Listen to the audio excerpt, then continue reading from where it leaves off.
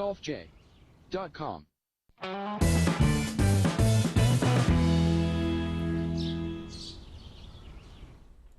Hello, everybody. Welcome to a special edition of the golfj.com podcast on Thursday, June 2nd, 2016.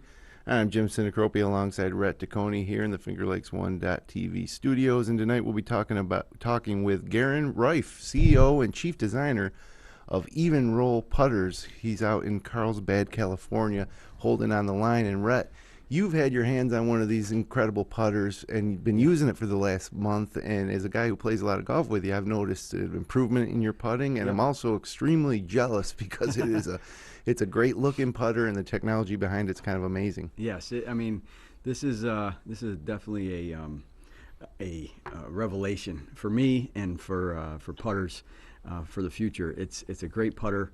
The weighting of it from top to bottom is different than a lot of normal putters that you'll feel are the traditional ones. And then the sweet face that it has with the grooves in the face and more even hit and disbursement on the heel and the toe. So it's much larger. It's, the sweet face technology that we'll get into with Guerin. I love the putter. I'm rolling them a lot more true and a lot more putts being made close to the hole, away from the hole. I don't look on my putting. I've changed to that style this year where I don't actually look at the ball when I putt. I look at the hole. And having a sweeter face and a bigger area, sweet spot, has really helped me as well. Where if I hit it a little on the toe or on the heel, it's basically rolling the exact same as it would if I hit it right in the center. So, love the putter. I'm really excited that I was able to test it out with Guerin in his studio out in California when I was out there a few weeks back. He was nice enough to give me one to use and customize the loft and the lie for me. So it was a great experience. It was great to be out there with him, and I look forward to talking to him for a little bit today. Well, I guess we should bring him into the show. Guerin, thanks for joining us today. And how's the weather out there in California? Hey, Jim, Rhett, good to talk to you guys, and thanks for giving us a voice. The weather, of course, is gorgeous, as always. It's just, it almost stresses you out because there's no bad weather. You get a little uptight. Isn't anything going to happen? It's beautiful out here, and happy to be here, and happy to be talking to you guys. Well, talk a little bit, I guess, give us an overview of the technology behind this and what led you to down this road to create such a unique putter, and tell us a little bit about the Evnroll. Sure. I'll just kind of tell you how it evolved. You know that I invented straight grooves with my Rife company years ago, and I know that grooves, by putting them very close together on the face of a putter, you have this contact surface that's really narrow, and that's what grips the ball and allows grooved putters to lift the ball without loft and create a quicker roll and a higher quality roll. But it also doesn't transfer as much energy into the ball because there's less contact surface. And so if you take a normal, just take actually I use the same putter with and without any grooves on it. And if you just hit those two in the middle, say a 25-foot putt, well, the one without the grooves on it, the solid straight, smooth milled face will hit the ball, say 25 feet. Well, if you hit it with the grooves, it only goes 23.5 feet because there's less energy transfer, less contact surface meeting the ball. So that was just something that I've known for a long time, and I just thought, what if I increased the contact surface away from the center? Because I also know that off-center hits, and this is from a lot of robot testing, that if you hit a ball, say a half-inch off-center, it'll go about 6 to 8 inches. Say if it was toward the toe, the mishit, it would go away from the center off to the toe about 6 to 8 inches at 25 feet. And that's a lot. And it also doesn't go as far because the center of mass is not behind it. And the same is true on the heel side. It doesn't go as far, and it goes on the heel side of the center line, and it doesn't go as far. So and it's about a 5% energy loss when you get away from the center, and so I started doing some. I took some the groove technology that I originally did, and I just widened the center area and made the land, so we call the land, is that's the contact surface in the middle. That's the part that touches the ball. Well, that part was very fine, and then I just made it very narrow, and then I widened it just gradually toward the heel and toe. And I started doing some testing, and actually in the original, like I told you when you were out here, Rhett, the original testing, I overdid it, Yeah. and so the balls on the off-center hit went further Oh, right. than the center, so I backed it off, and I just made it kind of it's what we call a parabolic. That's what the shape of your eye. So How did you? so that parabolic placed next to another one very closely created more contact surface, and these things have to be even all the way across the face. It's about an inch and a half to an inch and 3/4 distance across the center of the face where these that just takes care of every possible mishit. And so I dialed it back down to the point where everything went the same distance. But what else happened, and this was just one of those serendipity things, that parabolic shape was just gearing the ball gently to the center. And so in that original test I told you about where I overdid it, the balls actually crossed each other and went further, and I went, well, that's interesting. So I backed it off to the point where they just go the same distance, and then they come together, and it eliminates the dispersion, and then the greater surface where the grooves get narrower and the contact surface gets greater. That imparts more energy where the putter's weaker. So everything goes the same distance to the same spot, and it's just a repeatable test. And now I think I sent you some pictures. I don't know if you're able to show the robot and the roll, but you can also look at those. You can see that on the graphics from our trade show picture. You can see the way the grooves get narrower and the contact surface gets greater away from the center. And so that would just after dialing that in, that's just the formula for making it happen, making every putt go the same distance to the same spot. So essentially, we've just taken the mishit out of the equation, which is really quite common. Even the best players in the world have a tough time hitting that center 1/4 inch area, which I've done a lot of testing and found that to be true. So Now, how did you? mishits are a big issue, and people don't realize how much golfers don't realize how much a ball will go offline. So Guerin, talk a little bit about the graphic that you have on your website with where it relates to the loss of energy and the energy replaced. Like, how did you derive the 1%, 2%, like, and the amount of surface that it takes to get to those numbers?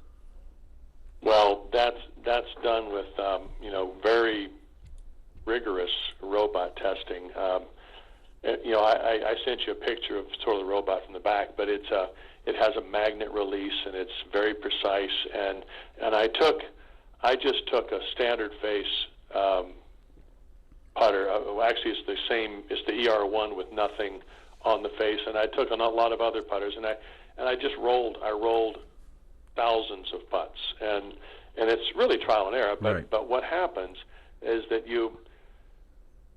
when you hit the center, whatever distance that went, the loss as I went away from the center up to like a 1/2 inch to even 5/8 of an inch, that's where the fall off in distance consistently across the board Right. would happen for just about every putter. Even some of the big MOI putters. I mean, it was only a slight difference, but when you hit a ball off center, the center of mass is not behind it, and it just loses energy. So that was sort of a trial and error, really research and development. I mean, you just have to test, And so that when I found that out, that was so I knew that I was losing energy, so I had to replace that energy Right. by increasing the contact surface, and that's how all this evolved. Right. It's pretty amazing. Now, you obviously come at this with a scientific background.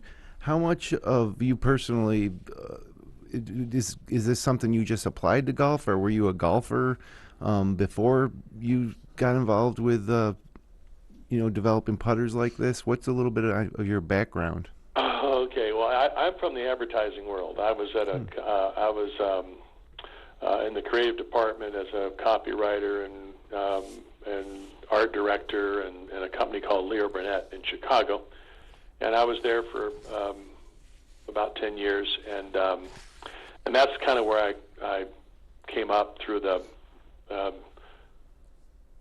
advertising and selling products to people and trying to communicate a message. So that was sort of my background. And then I moved to Central Florida and opened up a little design firm. And then I started developing products for had a gift company and developed some products for people.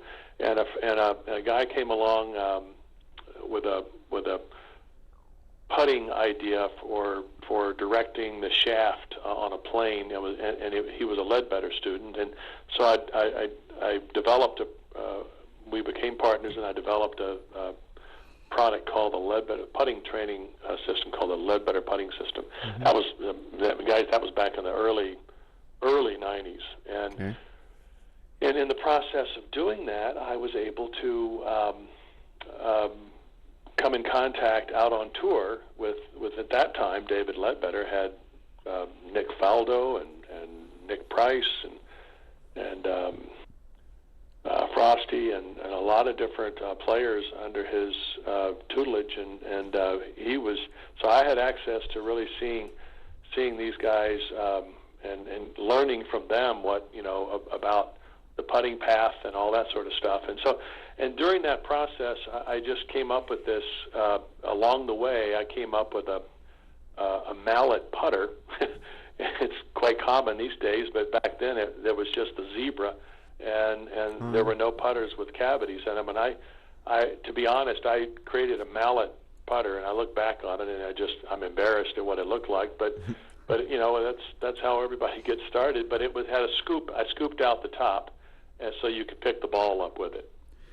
But what that did is that moved the weight to the heel and toe and the bottom, and so I kind of got hooked on this thing, and I kept making these things, trying to come up with a way to make it. I was doing them out of zinc and using sand casting, and then just sanding and grinding and trying to make something look good. And then I'd take a hole punch and put a hole for a shaft, and it created bottom weighting, so that allowed the ball to lift, and I needed to put something on the face to grip it, so I put these kind of sawtooth grooves across the face, and that's how it all got started. And that I did a patent on that, which came out in '96, and then eventually licensed that technology to Spalding, and just kind of got focused into the golf business, and got into my technology. And then that's and then in 2000 I actually I went off on my own, got my technology back from Spalding, which was sold to Callaway, and so I got my technology back and launched Guerin Rife golf, or putters, and then in '04 launched the Rife company, and we just did grooves, got on tour, started doing a lot of designs, and kind of honed my skills of design along the way, and became just a little bit better at designing putters, and then I did there's always concepts in the putting world. It's either alignment, or it's some kind of weighting, or it's just some feature that, like the two ball came along, and that was the alignment.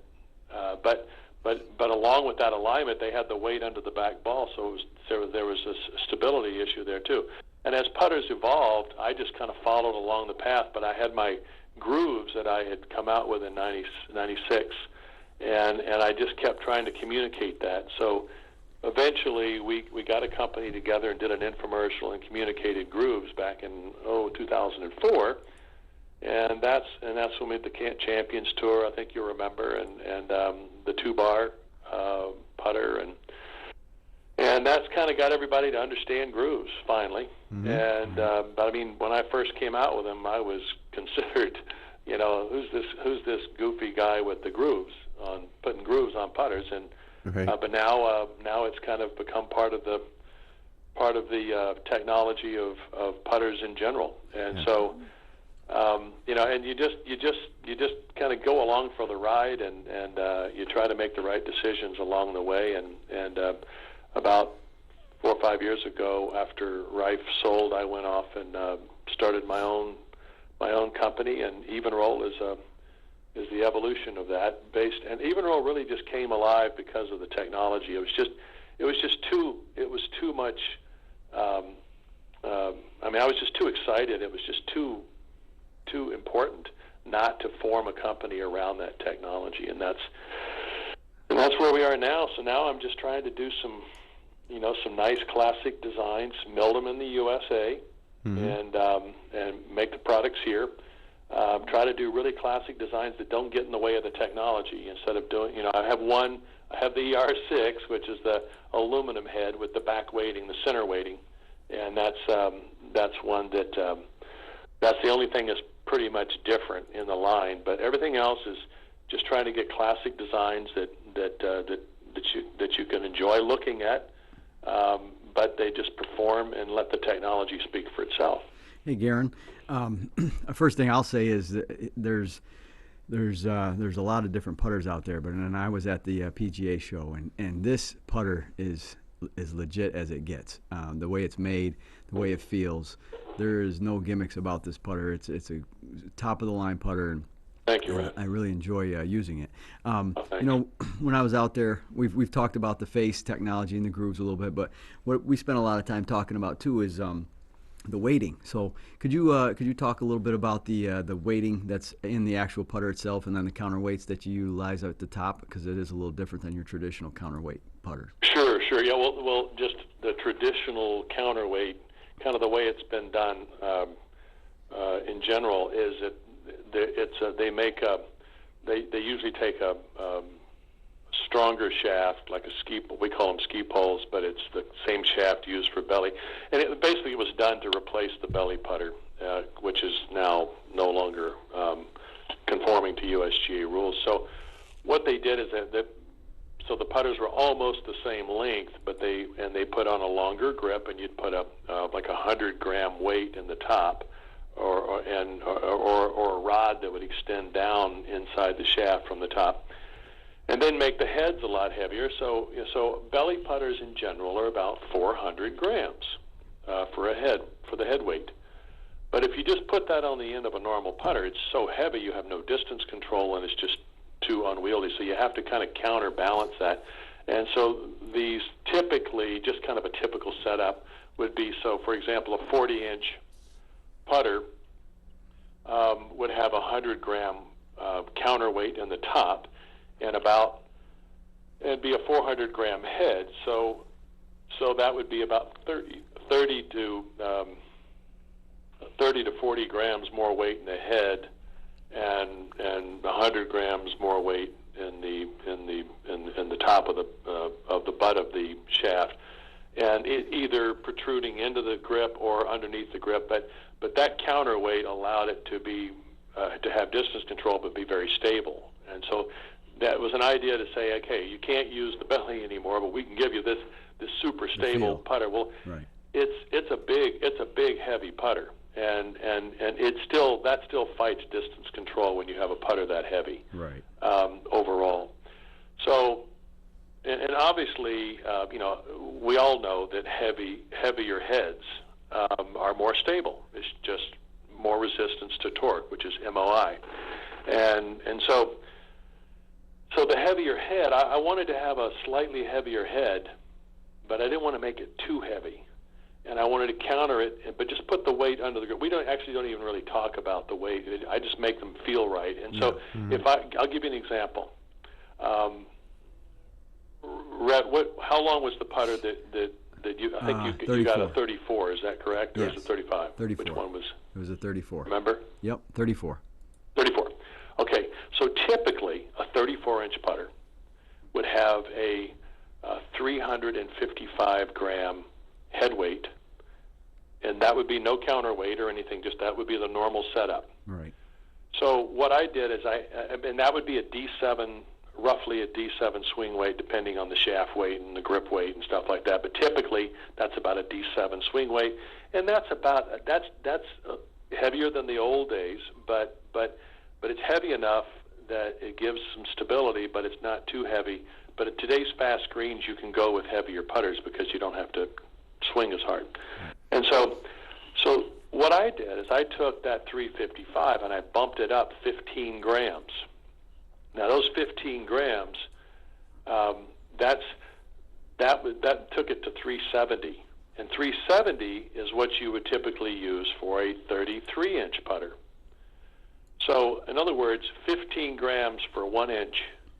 That's basically 8 swing weights every time you change the length. So typical putters and a lot of manufacturers do this. They'll make one that's 355, and they'll cut it 33, 34, and 35. But at 35, it's eight swing weights too heavy, and at 33, it's 8 swing weights too light, and it's just right at 34. So what we're doing is we're milling each head to a specific weight, and that weight, we've gone ahead and made the weight 15 grams heavier to add stability, but so that it doesn't feel too heavy, we've counterweighted it with 30 grams in the butt underneath the grip. So we still have the D7 swing weight for the blades and the EO or E2 for the mallets. So that there's still all that nice control for distance, but there's added stability. So the overall weight goes up, say, 45 grams, but the swing weight doesn't change. Right. And that's the key, is to keep that swing weight manageable. But I just chose, but these are normal. These don't go above your hands. You Right. grip these putters to the size that Right. you want, and that just makes them feel smooth and feel comfortable and very stable. And and it gives the putter more forgiveness. Yeah. Then of course we add the technology on top of that. So that was a huge thing that I noticed when I grabbed it. Changing over from what I usually use to what you have is just from top to bottom, the balance that you have swinging it. It feels so much better than one without anything at the top or added weight at the bottom. It just feels like you can move it on a pendulum much easier. Yes, well, that's the idea. It's just to keep the hands quiet. Yes. And also, in this case, I've gone with the sweet spot for grips right now is the Super Stroke and the larger grip. I'm using a Win, but it's the little larger parallel grip. Right. It just kind of takes your wrist out of it somewhat. And so we're trying to give you more stability in the counterweighting, more subtle counterweighting, but more stability, but still distance control. Technology that rolls the ball the same distance to the same spot, and then just good alignment and good designs that are comfortable to the eye. So, and at the end of the day, it's it's up to the golfer.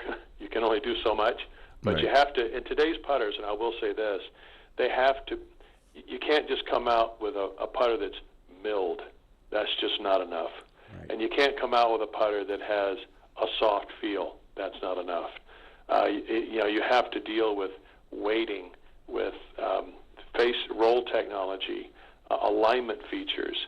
You have to put everything in a putter these days, or you're going to get left out of the picture.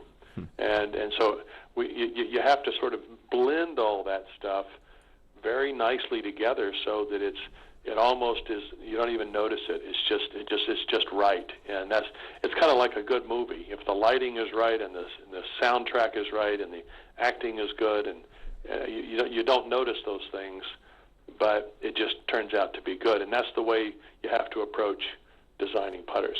Sure.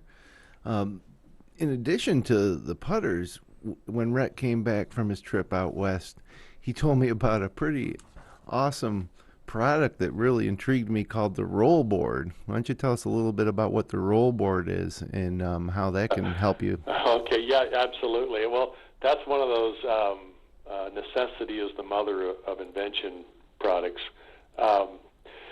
Back when we did our original, I don't know how many of your listeners remember the infomercials that were done for Rife for grooves, but we had to show how the ball rolled off the face, and without using sophisticated slow motion cameras. I mean, you can do that, but you really want to just give a simple graphic that really people remember and they see the difference. And so one of the things that I had done early on is that to show how the ball rolled better with grooves was to go out early in the morning at my club, and when the dew is on the ground, and just be able to sit there and roll a putt, and with a standard milled face putter with typically 4 degrees of loft, the ball would hop.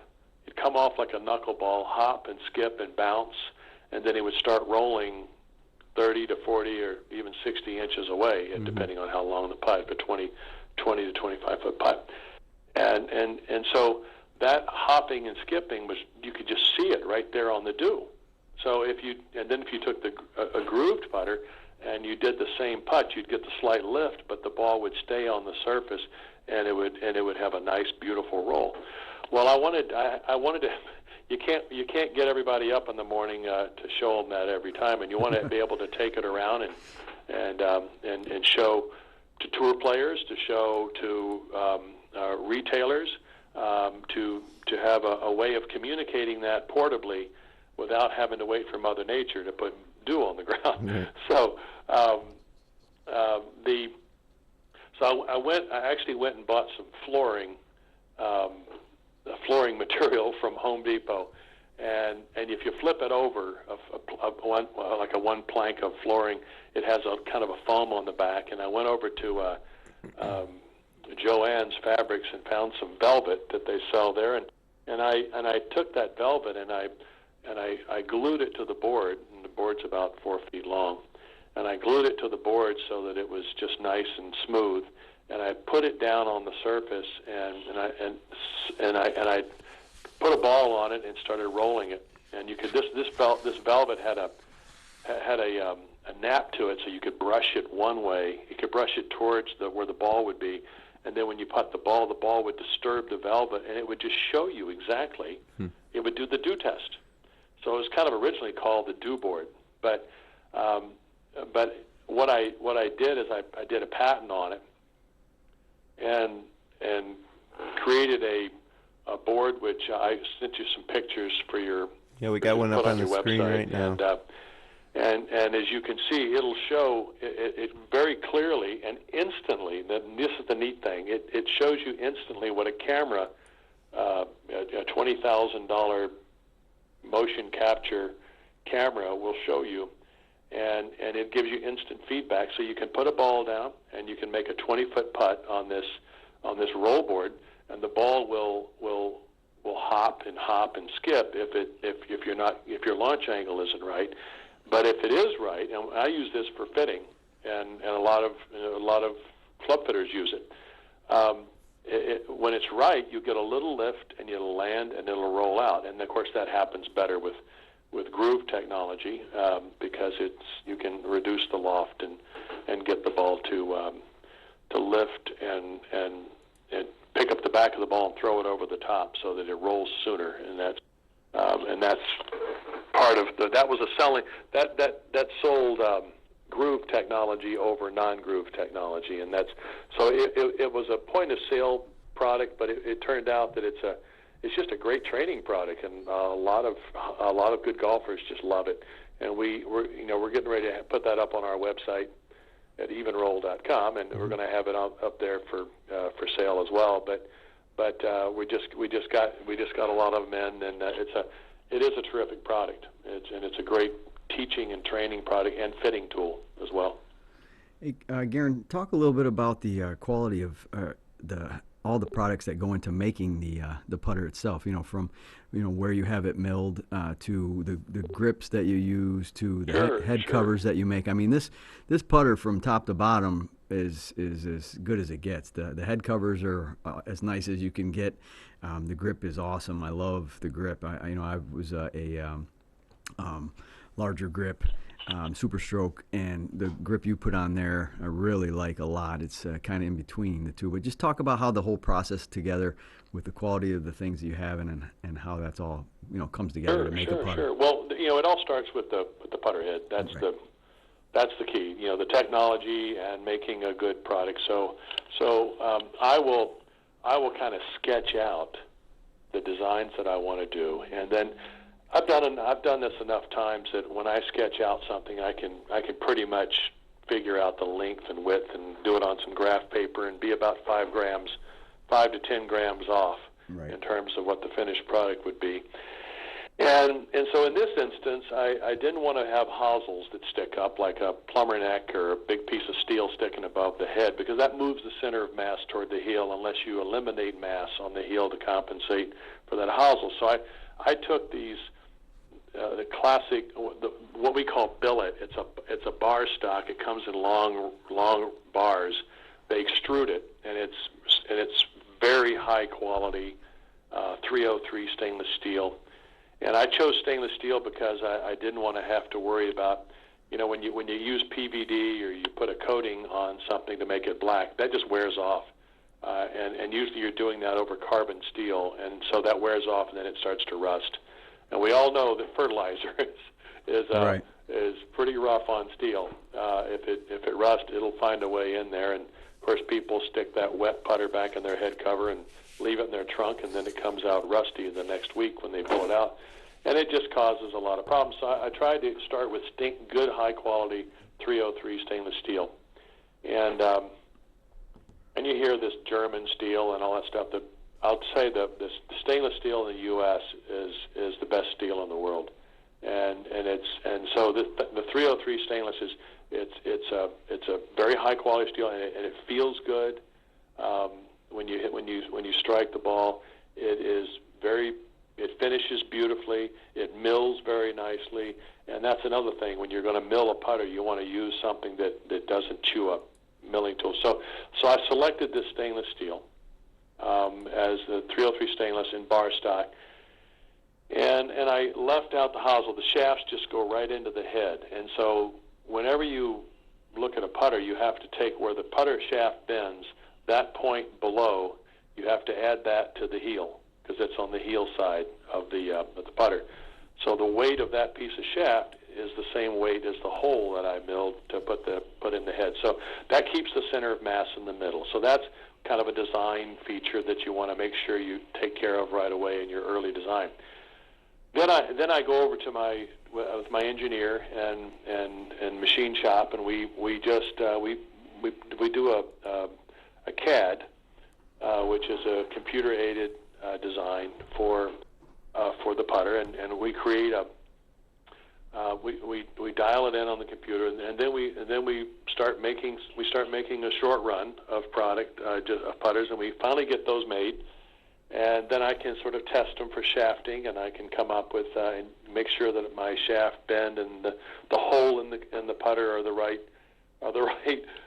angle and all that stuff, and the graphics we dial the graphics in and make sure everything comes together, so that the head itself, that's the star of the show, is that putter head, and it has to have a good alignment features. It has to have technology in the face, and it has to finish nice, and it has to have a really good value. When people look at it, they go, this is a beautiful product, because we want it to be, it's made in USA, it's milled right here in Carlsbad, and we want it to be a super high quality product that will last for many, many years. And stainless steel doesn't get coated. The metal that you have on your putter is not going to ever change unless you bang it around and let it bang up into other clubs and irons. So that's the star of the show, is getting that head done, and then it goes over, after it's milled, it goes over to the finishing house, and all the edges are hand ground, and we polish and bead finish, and we have to keep it so that it's not too bright in the sunlight, that it just sits there and looks beautiful, and it doesn't reflect too much. But it also has beautiful features that, like the satin finish on the sole and the face, and how you treat all the little elements. So all that's the finishing process. And at the same finishing place, we put the putter together, and that's where we bring in the shaft. So I chose an extruded shaft that has a single bend, so that it's very elegant to the eye when you look down, and it has a single bend that goes down and turns right into the head at a nice angle and gives you just the right amount of offset. And you have to do it so that you have the right amount of loft. And then you have to consider, most people are right eye dominant, so they're going to aim the shaft at their right eye, and that means they're going to lean it back, so the loft has to complement that. For those that are left eye dominant, then you have to be able to custom fit and lean the shaft forward.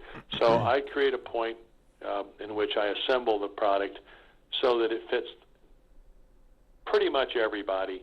But I highly recommend, by the way, to any of your listeners, with a putter which represents 40% of your score, go get it custom fit. Go to a custom fitter. Yes. Go the extra mile and get that done, because it's really important. I agree with that. And so then there's the shaft that goes in the head.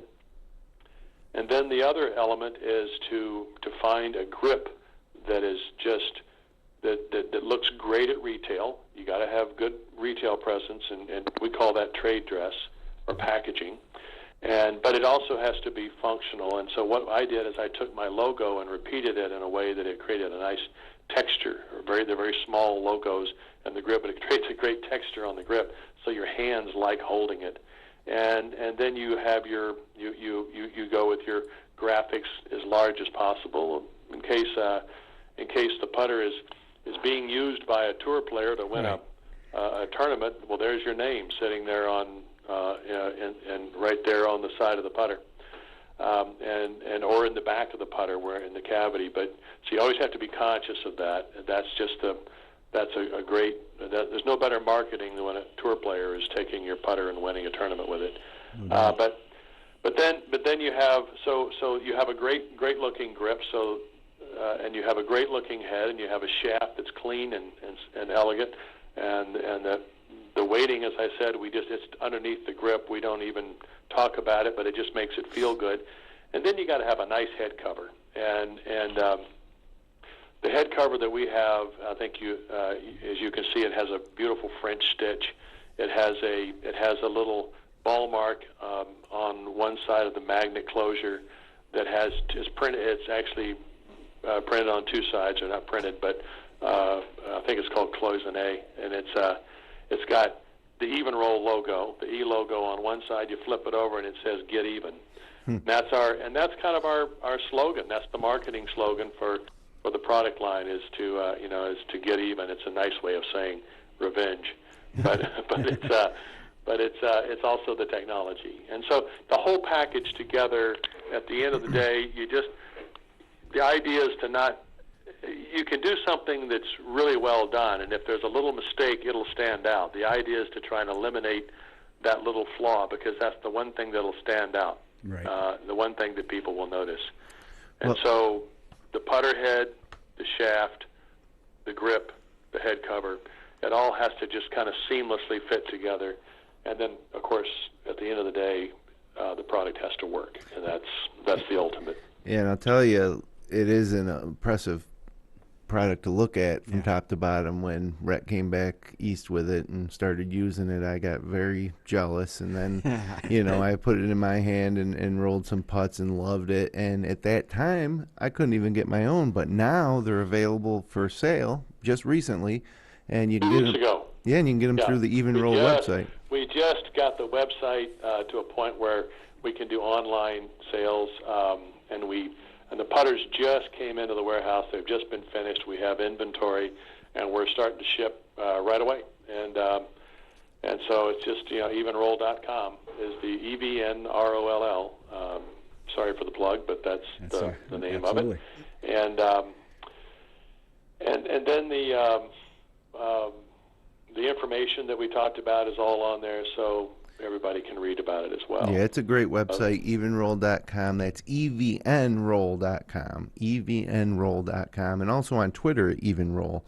And Guerin, I really appreciate you taking time out to talk with me and Red about this great product and the development and everything behind it. And there's something really special, I think, about putters for golfers. Right. There's something intimate, and this is the type of putter that you, number one, that when you're putting with it, you're going to feel like you have all the technological advances or advantages. Absolutely. And right. number two, you're going to just love looking at it, whether you're over the ball or you're looking at it sitting in your golf bag. Yep. So it's a really exciting product, probably one of the most exciting products I've seen come along in putters in a while. So I mean, it was by far the best putter at the show, and it's people are. Guys, thank you so much for that, and also for giving us a chance to communicate about our exciting little project here. And we're you're here in the beginning, and you're helping us take our first steps and reach out to people and make people aware of it. Absolutely. It's the beginning of what we hope will be a revolution in putting technology and performance and give people a real technological advantage, but give them something that they're proud to have in their bag. And you guys are great. Well, you're doing much. You're doing that, no problem, and we are happy to do it. And good luck to you with this. And I'm sure that this is going to take off, and you'll see them in bags everywhere, and see them on tour eventually, and the likes of that. So thank you very much, Guerin. You bet, bud. Yeah, we'll catch up with you down the road. Appreciate it. All right, man. All right, everybody, thanks for joining us for this special edition of the GolfJ.com podcast. All our episodes and the best of the wide world of golf on the web can be found at GolfJ.com. We'll be back with a regular episode on Monday night. Until then, remember to hit them long, not often.